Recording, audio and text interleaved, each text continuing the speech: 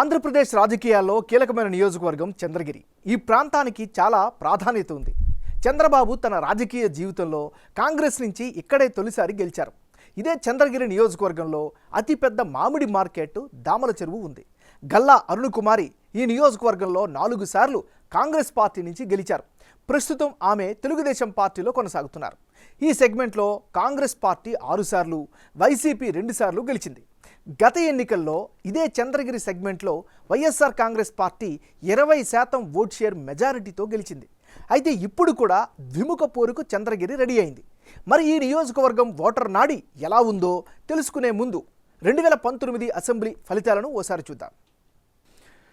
2019 ఎన్నికల్లో చెవిరెడ్డి భాస్కర్ రెడ్డి వర్సెస్ పులవర్తి వెంకట మణిప్రసాద్ వీళ్ళిద్దరి మధ్య పోటీ జరిగింది.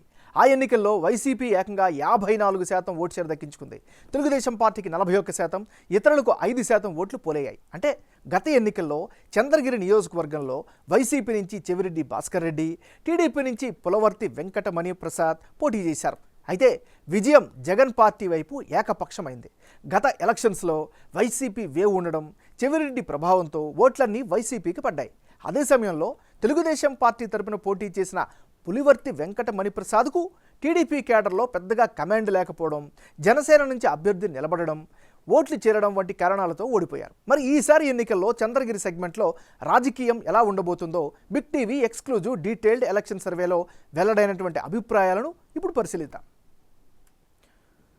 ఈసారి ఈ నియోజకవర్గం నుంచి వైసీపీ క్యాండిడేట్ని మార్చింది. ఈసారి చెవిరెడ్డి మోహిత్ రెడ్డి బరిలో దిగుతున్నారు.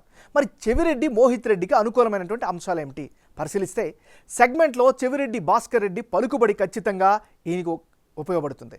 పార్టీపై పూర్తి కమాండ్తో ఉండడం ఈయనకి కలిసి వచ్చేటటువంటి మరొక అంశం.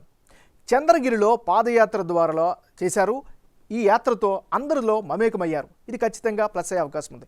గ్రౌండ్లో తండ్రితో పాటే యాక్టివ్గా ఉండడం కూడా మోహిత్ రెడ్డికి కలిసి వచ్చే అంశం.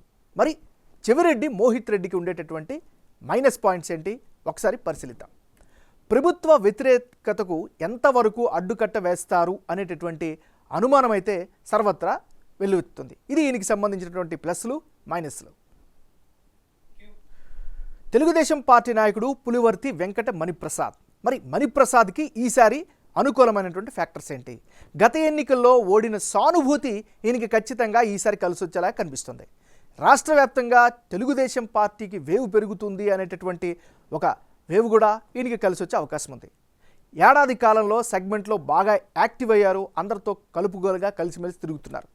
ఇక ప్రభుత్వంపై అసంతృప్తిని ఓట్ల రూపంలో వస్తుంది అనేటటువంటి నమ్మకం అయితే ఈయన పెట్టుకున్నారు. ఇది ఈయనకి సంబంధించినటువంటి ప్లస్లు.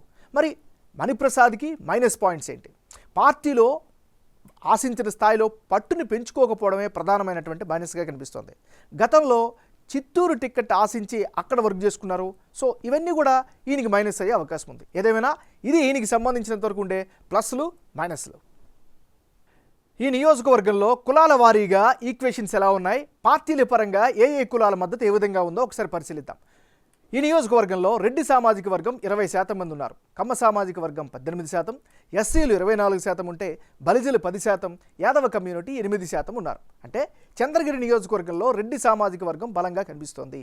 ఇందులో 60% మంది వైసీపీకి మద్దతు పలుకుతామని బిగ్ టీవీ సర్వేలో తెలిపారు.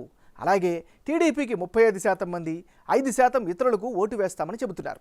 ఇక్కడ వైసీపీ అభ్యర్థి రెడ్డి సామాజిక వర్గం కావడంతో సహజంగానే ఓట్లు అటువైపు షిఫ్ట్ అవుతున్నాయి. మరోవైపు కమ్మ సామాజిక వర్గానికి చెందిన 18% మందిలో 35% వైసీపీకి, 60% టీడీపీకి, 5% ఇతరులకు మద్దతు ఇస్తామని సర్వేలో భాగంగా వెల్లడించారు. ఇక ఎస్సీల్లో 55% వైసీపీకి, 40% టీడీపీకి, 5% ఇతరులకు సపోర్టుగా నిలుస్తున్నారు. బలిజ సామాజిక వర్గంలో 40% జగన్ పార్టీకి, 55% చంద్రబాబు పార్టీకి, 5% ఇతరులకు మద్దతు ప్రకటిస్తున్నారు. అటు యాదవ కమ్యూనిటీలో కూడా 55% మంది వైసీపీకి అనుకూలంగా, 40% మంది తెలుగుదేశంకి, 5% ఇతరులకు మద్దతు ఇస్తామని చెబుతున్నారు. ఇక రానున్న ఎన్నికల్లో చంద్రగిరి నియోజకవర్గంలో ఫలితాలు ఏ విధంగా వచ్చే అవకాశం ఉందో ఒకసారి పరిశీలిద్దాం. చెవిరెడ్డి మోహిత్ రెడ్డి వర్సెస్ పులివర్తి వెంకట మణిప్రసాద్ వీళ్ళిద్దరి మధ్య పోటీ గనక జరిగితే యాజ్ ఆఫ్ టుడే వైసీపీకి 47%, తెలుగుదేశానికి 43%, ఇతరులకు 10% ఓట్లు వచ్చే అవకాశాలు కనిపిస్తున్నాయి.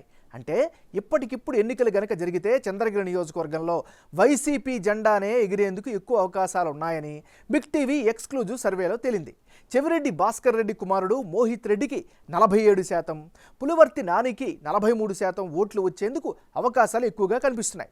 ఇతరులకు 10% ఓట్లు వస్తాయని తేలింది.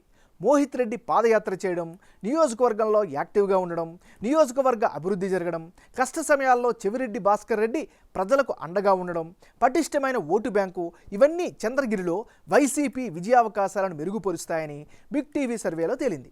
అదే సమయంలో టీడీపీ అభ్యర్థికి చంద్రబాబు అరెస్టు ఉదంతం సానుభూతి ఓట్లను తెచ్చే అవకాశాలున్నాయని తేలింది. పార్టీకి సంప్రదాయబద్ధంగా ఉన్న ఓట్ షేర్ కలిసి వచ్చే అంశంగా బిగ్ టీవీ సర్వేలో తేలుతోంది.